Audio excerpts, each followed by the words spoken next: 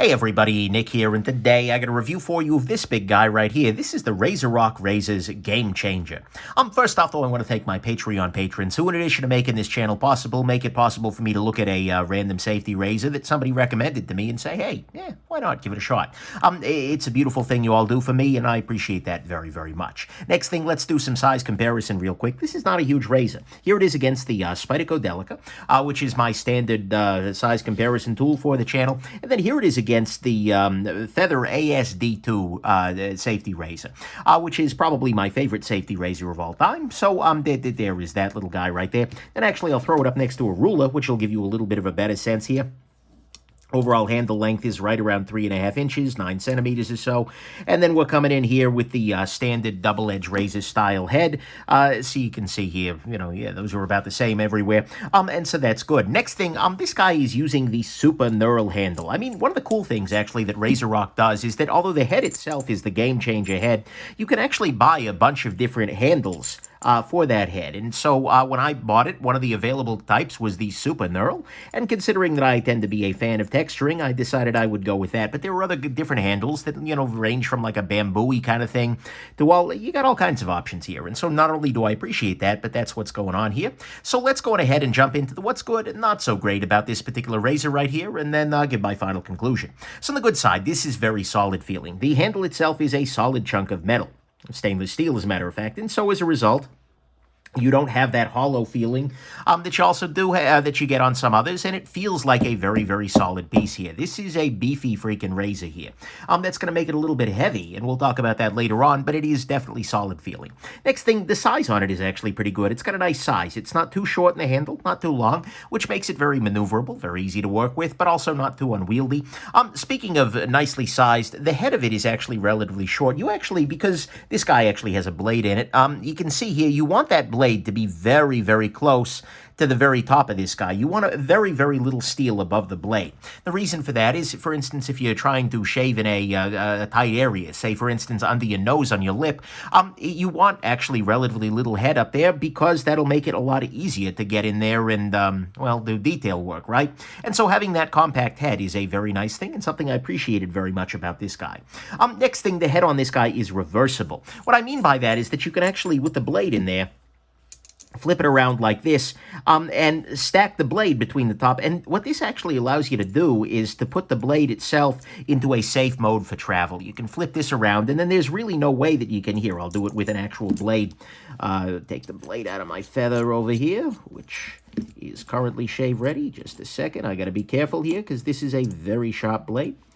I am using a feather blade in this guy because I tend to like feather blades. But what you can do here is drop the blade onto here, and then drop the handle onto it on the opposite way, and then just tighten this guy down.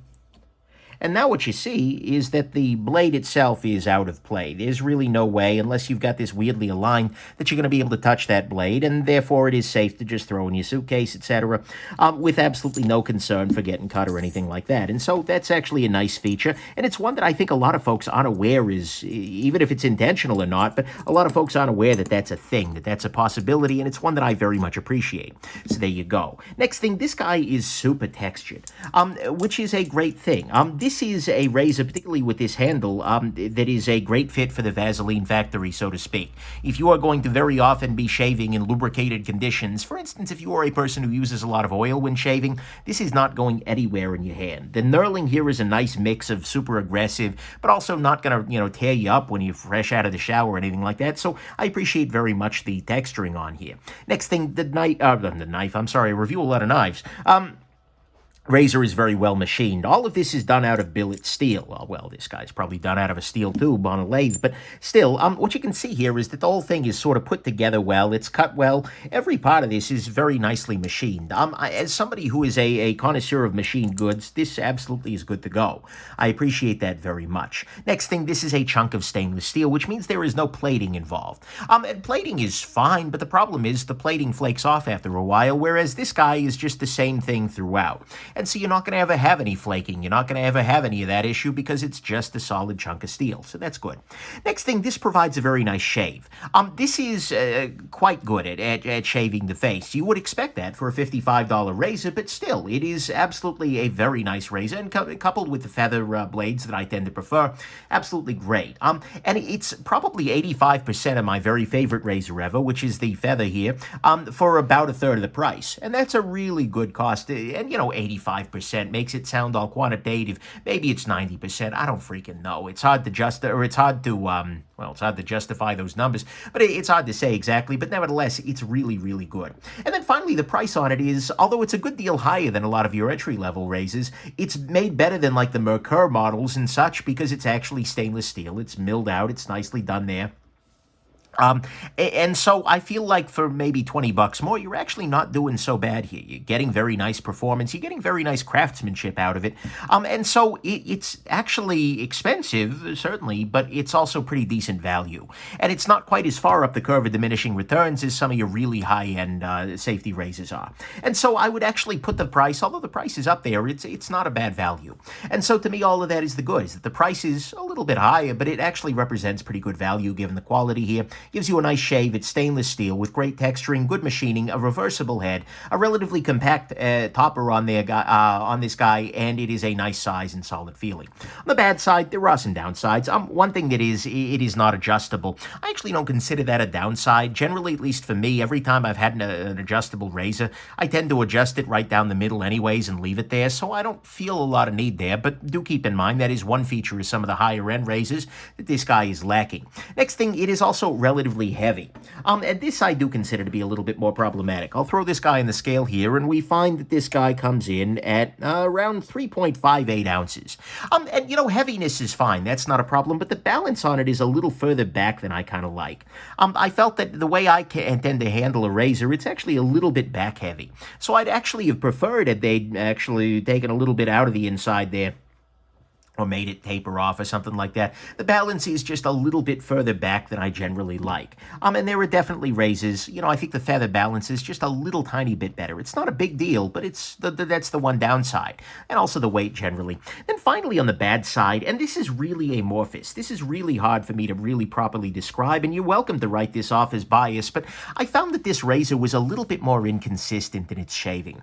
Maybe that means I was more inconsistent in my use of it. But relative, for instance, to the feather, which is sort of my go-to at this point in time. In fact, during my feather review, I said, the Razorock is almost as good. I don't know, but the thing is, ultimately, I found that shaving with the Razorock, there were more often times where I got bit. There were more often times where it was a little too aggressive, or it was a little too, and so I felt like this is, although it's very, very hard to describe, it gives you smooth and good shaving, but it occasionally overreaches. It's occasionally a little more fiddly.